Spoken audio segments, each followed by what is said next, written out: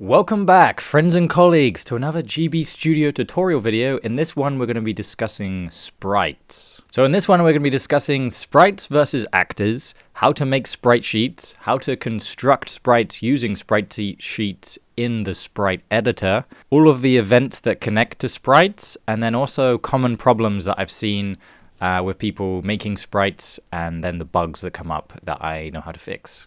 So I think the first thing to do is jump into GB Studio here. We're in the sample project, and we're going to be looking at sprites versus actors, like what's an actor, what's a sprite, what's the difference, what are they the same, whatever. So basically, we have actors. You can press A to bring up a new actor, or over here you can add an actor. And an actor is the purple box that's displaying our sprite, okay? So an actor is physically in the scene with us, like the player is technically an actor, although it's the player. And the sprite is the image that we're displaying on top of it, right? So you could have an empty actor that it doesn't have any artwork, but still acts like an actor. But you can't have a sprite sheet you can't have a sprite in the scene unless it's got an actor to be in. Technically, projectiles are actors too, because they have collisions, so they have more than just the visual sprite data. So when we talk about actors, we're talking about being in a scene with the artwork and the collision and everything else that goes with it, the position of, like where it is in the scene and stuff. And then when we talk about sprites, we're talking about the sprite sheet that creates the visuals for the actor. So to begin here, we're going to look in the Sprites Editor, and you can get there just by clicking on the drop down here and clicking sprites. And as you can see here, and under my little head, there's all of the sprites that are in the project files for this game, right? And I'm using the sample project, so we all have access to this. And I just want to quickly show you what the Sprite Editor looks like so we can have a better discussion about it moving forward. So basically, we have the canvas here, and the canvas is what the actor is going to be displaying, right? So if you think about this here, this is what the player actor will look like. So if I hop into this and change the artwork to player platform, you can see this is exactly what it's displaying, and it's exactly what we should expect from it. But you can also see there's lots of other stuff going on here, so I'll quickly walk you through it, and then I can talk about how we can make our own sprite sheets. But to begin with, I think it's useful to understand what we're looking at here so we can make informed sprite sheets, right? Knowing what we're doing. So if we highlight all this, we can see that there are tiles here. So for example, this one here, that's one tile, and you can see it's 16 by 8.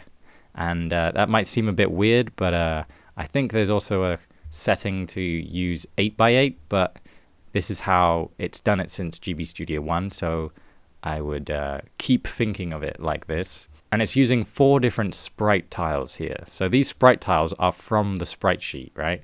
So if we drag these in, for example, we can see we've got these new ones here. And there might be another example of, I don't even know what this is, but we can put it in.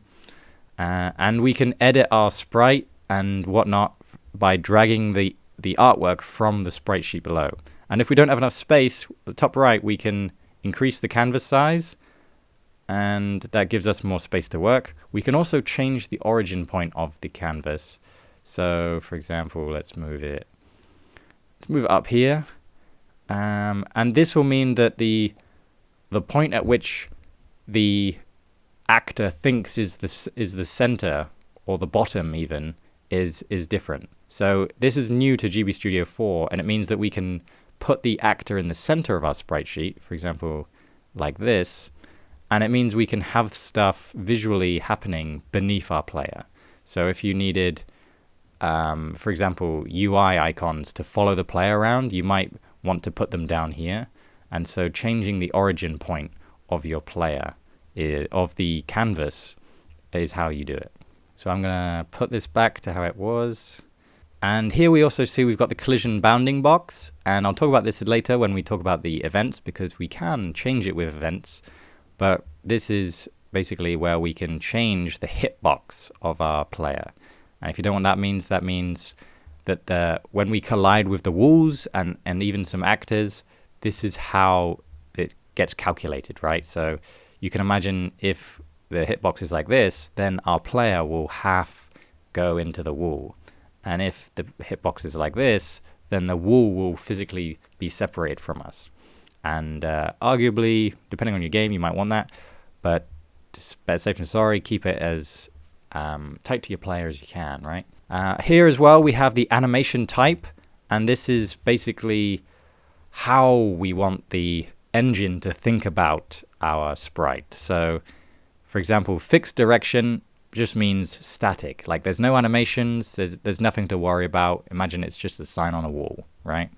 And then what we've set it to here is platformer player. So then it has the jumping, it has the moving, and it even has climbing built into it, right? And we'll talk about that in a short while. There are other things here as well, like forward directions, and movings, like you would expect from a top-down game. Basically, you might want to experiment with these for your game, what works for you. The cursor one is when it, in point-and-click scenes, when it hovers over a trigger that it can interact with, then it changes how it displays. So normally, a cursor will turn into a little hand to show that it can interact. There's also this button here to flip to create left and right facing frames. If you wanted a perfectly symmetrical character like we have right now, then you can keep this ticked. But if you want, for example, one side of the player to be different than the right, then you can untick it, and you have to then put in the correct sprites. So for example, if I copy over this one and paste it in, then we might want to flip it. But if that's all we're doing, then I would say you probably want to just click this button and have it flip. But if it's unique on the other side, then consider not doing that. The reason why we do want to do it is because it saves on tiles. There are limits to the amount of tiles, sprite tiles, that you can have in each scene. So you have to keep that in mind when constructing this. Remember, we're making very small games for a very old console. So having this ticked saves tiles and means that we can do more in our scene with other tiles and other actors. This might seem like a limitation, but I think it's actually a very useful way that we can keep the scope of our game small, and it means that we can actually finish games because sometimes we're forced to cut corners that otherwise we'd spend hours and hours making everything, really complicated and your idea of perfect, when in reality you can just click this button and have it flipped, right? That's why this is one of the reasons why I love GB Studio. The limitations force us to be creative, right? It forces us to think differently, and we're less likely to waste time getting caught up on and being a perfectionist. So coming down here now, we've got our sprite sheet, and this is where we can view the tiles of our player or whichever sprite sheet we choose that we've saved here. You can also see that when I hover over these squares, it's highlighting a sprite tile, right?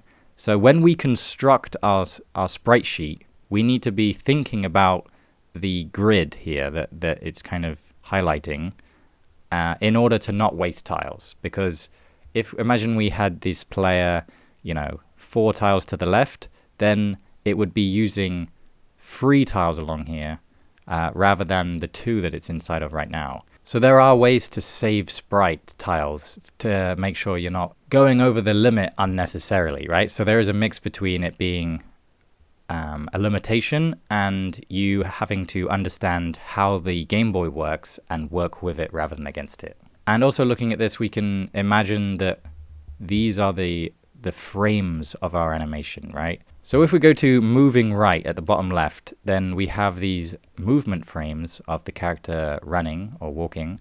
And if we turn on the button at the top left, we can turn on onion skin. We can see the frame before in this frame. So it might be hard to see, but their little legs are showing through there.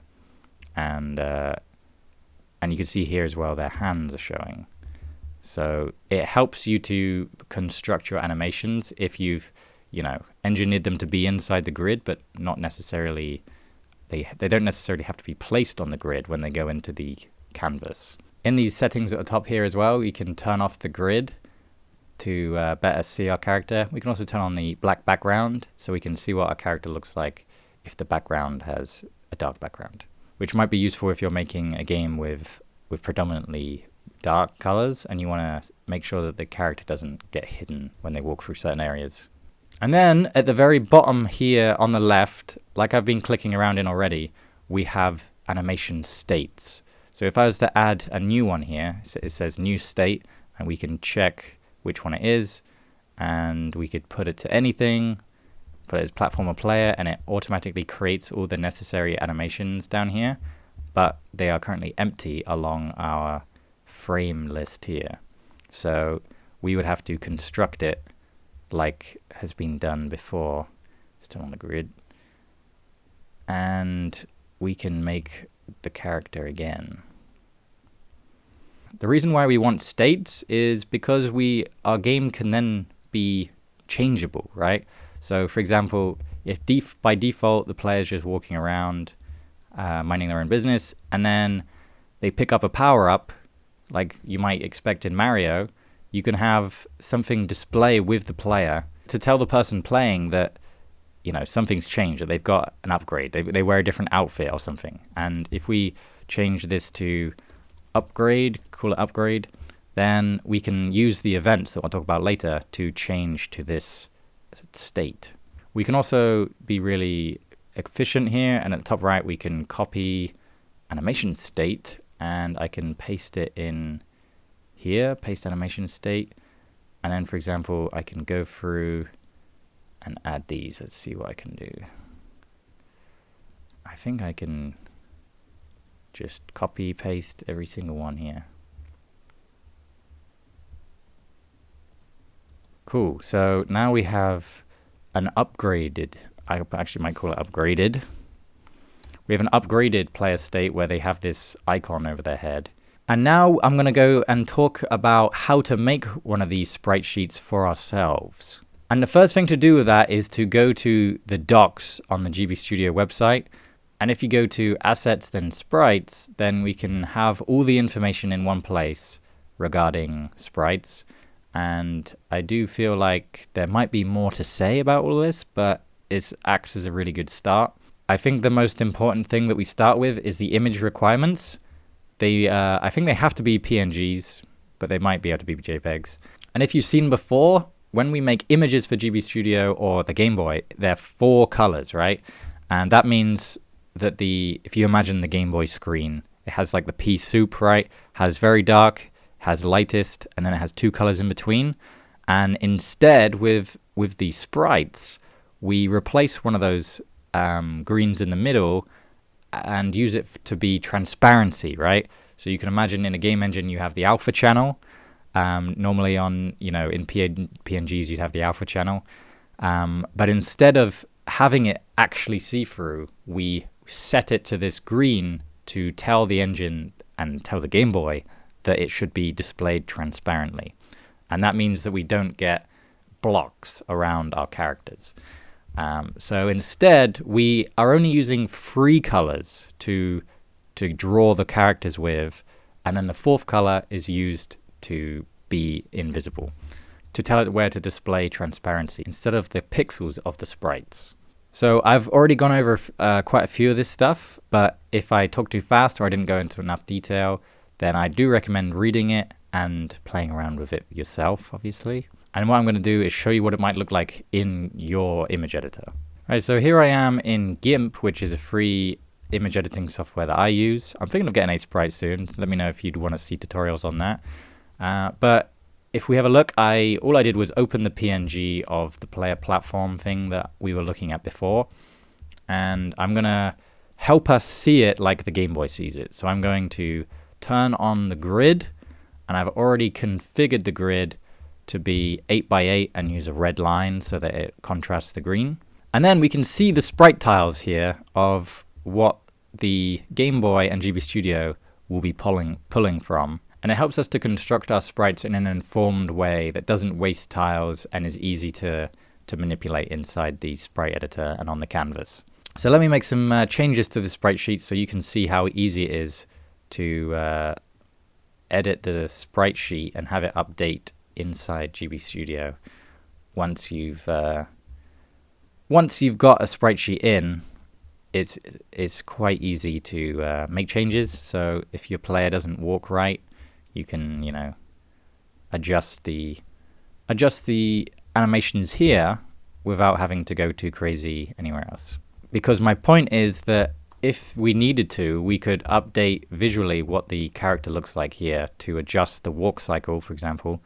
And all we have to do is overwrite what we just done, and then jump back into GB Studio, and you can see that it's updated here. So now we have this weird circle thing I made.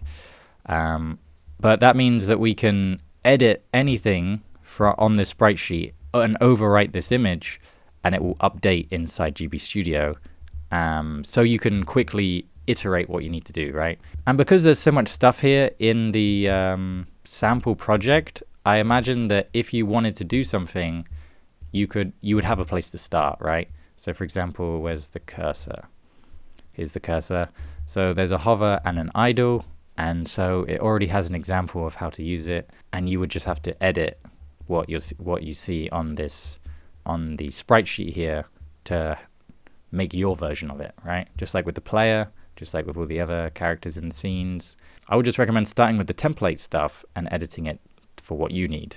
So we've gone over how to make your own. Obviously it was very brief and simple, but it's just, you know, use your image editing software and maybe copy what you've seen in the sample project and make your own. You know how to edit the canvas size and whatnot, and we'll come back to this in a bit later when I talk about the bugs that you might come across. We talked about the collision box and whatever, so let's now talk about the events that we'll be coming across when we're talking about actors and sprites. So the player is an actor, and you can affect it like an actor, but they're not visually in the scene while you're doing it. You can imagine that they've come in on this blue line, and then this blue thing might be the player, but it's more of a nebulous thing that's kind of complicated. So I'm going to stick to the idea of physical actors that we have in the scene, and you can imagine that you can affect the player similarly to how you can affect actors. So I've got this actor here that we dragged in earlier. I can call it example at the top right. We can set its position over here too. We can also set its direction. Because this sprite is set up to be in a platformer scene, then it doesn't actually really have the up and down, which is kind of annoying. But that's fine, because we could do something like this, where on initiate, we set the state. So if we set the actor animation state here, we can set it to be something else. So if we have a look back in our sprites, we might want to create a new state and call it something like 4, like imagine 4 directions, right? So if we do 4 directions and movement, actually I'll just do 4 directions. So we got the idle right here. The idle up is something like this. And then the idle down doesn't quite exist either, but maybe we can use this one. We can simply choose to face it this way. And now if we go back here, we can set the animation state to 4.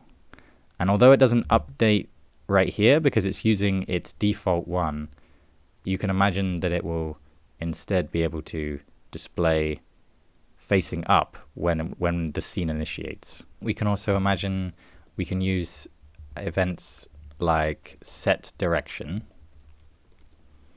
So we can imagine we can set which direction we want them to face. So we can actually test that. We can right click and say run scene from here. Okay, so here we are, and the actor is facing up like we set it to, because it also set it to be the 4 direction one. We can even have them move. So if we type in move, actor move to, or move relative. Relative means, from its current position, it will move 1 or 2, whatever we choose in the X direction, and 1 or 2 or whatever we choose in the up and down direction. We can also control the animation speed.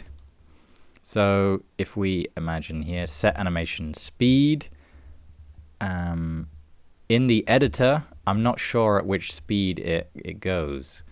If we press play, for example, on moving right, when we're in the sprite editor and we press play on the animation, I'm not sure at which speed this is going. It's annoying that there's no way of controlling that.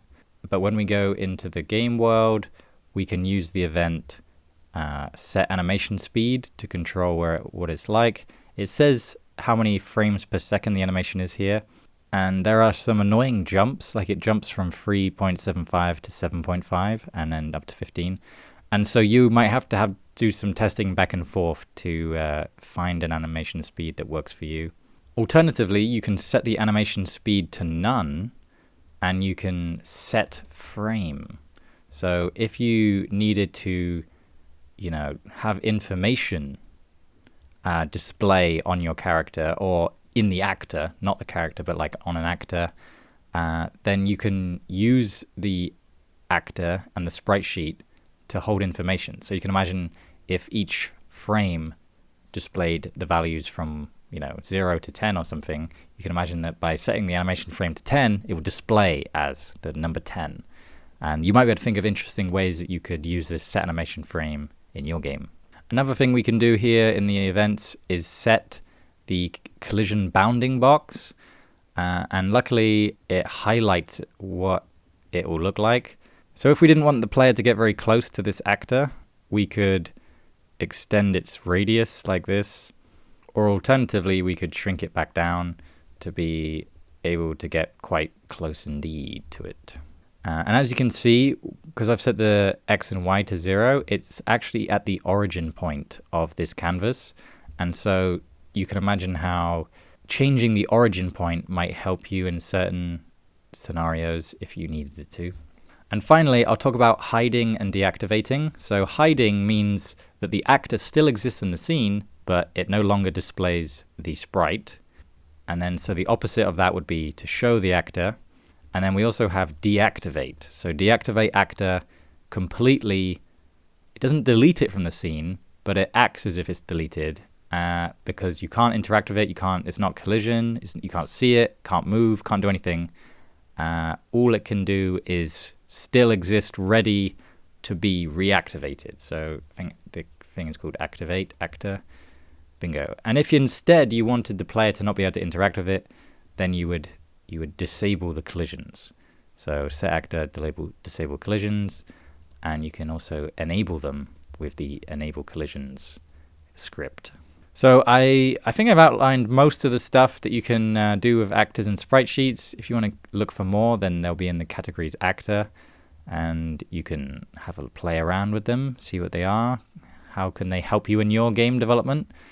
But I'm just going to talk about a couple bugs that I've experienced myself, and I've seen a few of you experience too, so I thought this would be the best place to put it. Number one is kind of like the origin point. Some of you want to display tiles beneath the player here, or like have the option to. You can imagine that when they jump, you want the origin point to stay the same, but maybe they have like a smoke trail beneath them, for example. And the way you'd want to do that is by moving the origin point and then moving the player up in every single frame and every single state, right? Annoyingly. And then once you've done that, you can, for example, let's say it's the jumping one. Then in the jumping one, we can add something beneath them. So I don't know, let's just add this weird thing I made earlier. And I think we can put it to behind them. And so when they jump, this will be below them, because for the second bug that I've experienced is it glitching out visually. And that happens when you put frame or tile data outside of the frame canvas. Often this can be below, but it can just be to the left or right. And it happens when you set the canvas size to the wrong size. And often you might think you're safe because, for example, the head of the player, let's just use this as an example. The head of the player might visually not extend beyond the thing, but you might try and set it to that. So if you highlight this tile now, because I've changed the canvas size, the top of this sprite tile is outside of the frame canvas. And what this means is there is data overlapping into nowhere, and it gets rewritten on top of other parts of the sprite and ends up just visually glitching. So if you've ever had your sprites visually glitch, then that is the reason why. You've got parts of your sprites overlapping the frame canvas. And visually, you might think that the pixels that are showing aren't doing that, but you need to remember that the transparency is also a pixel that we're painting on, right? So you need to make sure that you set your frame canvas to be beyond it. I've also seen that it likes to be using a multiple of 8, so I would recommend keeping it that way. Another simple bug I've seen is if you were to, for example, use the 4 directions that I did earlier. If I now set it to 4 directions and movement, and then press play and play around with it, it might go invisible sometimes, and that's because it literally is invisible when it's moving. So you either need to fill these empty frames, or you just need to set it back to the animation type that only holds the data that you have currently available. For testing, it's perfectly normal to just use fixed direction and have no animations and just whatever. But just be aware that if you were to then extend it to 4 directions and movement, unless you've filled those things, you need to put them in. Otherwise, you might trick yourself into thinking that the game's broken or you've coded it wrong, when in reality you haven't filled the sprites canvas in those animation states. So I hope you followed along with me there. I hope you now have a better understanding of how the sprites and actors work in GB Studio. If you have any questions, let me know in the comments below, and I can make a follow-up video perhaps, or just answer your question if it's simple enough. Have you experienced those problems that I showed at the end? I know I have many times, and it's tricked me into thinking I've done something wrong. But it should be an easy fix if you have experienced it. I hope you can fix it like I showed you here. And yeah, I'll put my patrons up on the screen. Thank you so much, you guys. You guys are the absolute best. Remember to like the video if you like the video. Subscribe if you haven't already. And would you like me to get a sprite? Have you got a sprite? Would you like some tutorials on using a sprite for GB Studio? Let me know in the comments below. And if you want to support me, obviously, you can support me on Patreon or becoming a channel member. And I'll see you in the next video. Let me know what you want to see. Goodbye.